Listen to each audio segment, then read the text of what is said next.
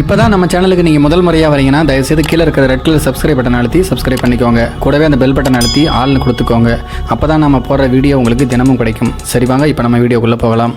கர்நாடக மாநிலம் சின்னையனபால்யா கிராமத்தைச் சேர்ந்தவர் கூலி தொழிலாளி தேவராஜ். இவருக்கு சுமலதா என்கின்ற மனைவியும் 5 வயதில் ஒரு மகனும் இருக்கிறார்கள். இப்படிப்பட்ட நிலைமையில்தான் சுமலதா கடந்த செப்டம்பர் மாதம் வீட்டில் மர்மமான முறையில் இறந்து கிடந்தார். அதனைத் தொடர்ந்து அவர் மாரடைப்பால் இறந்திருக்கலாம் என சந்தேகித்த அவருடைய உறவினர்கள் அவருக்கு இறுதி சடங்கு செய்து சுமலதாவை அடக்கம் செய்துவிட்டனர்.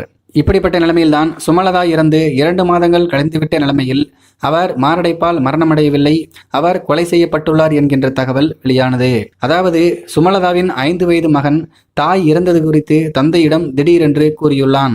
அப்பா, வெங்கடேஷ் மாமா வீட்டுக்கு வந்தார், அம்மாவை கீழே தள்ளினார், புடவையால் அம்மாவின் கழுத்தை நெரித்தார், அம்மா கீழே விழுந்து விட்டார் என கூறியுள்ளான்.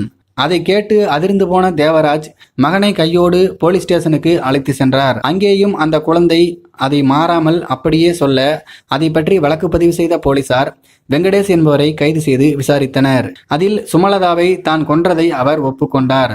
பின் நடந்தவைகள் குறித்து ஒன்றன் பின் ஒன்றாக விவரிக்க ஆரம்பித்தார் வெங்கடேசன். அதில் எனக்கும் சுமலதாவுக்கும் நீண்ட நாட்களாக உறவு இருந்து வந்தது.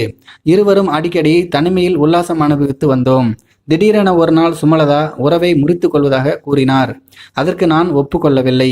சுமலதாவை பிரியவும் எனக்கு மனமில்லை. ஆனால் அவர் தன்னுடைய முடிவில் உறுதியாக இருந்தார்.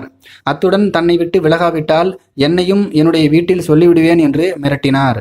அதில் கோபமடைந்த நான் சுமலதா வீட்டில் தனியாக இருந்தபோது அவரை படுக்கை அறையில் தள்ளி புடவையால் அவருடைய கழுத்தை நெரித்து கொலை செய்தேன் என்று அவர் வாக்குமூலம் அளித்திருக்கிறார். இந்த வாக்குமூலத்தை அடிப்படையாக வைத்து போலீசார் அவரை இப்போது கைது செய்திருக்கிறார்கள். இந்த சம்பவத்தை பத்தி உங்களுடைய கருத்துக்கள் என்ன அப்படிங்கிறத கீழே இருக்கிற கமெண்ட் பாக்ஸில் தெரியப்படுத்துங்க. மேலும் இது போன்ற வீடியோக்களை பார்க்க நம்முடைய சேனலை சப்ஸ்கிரைப் பண்ணிக்கோங்க. நன்றி, வணக்கம்.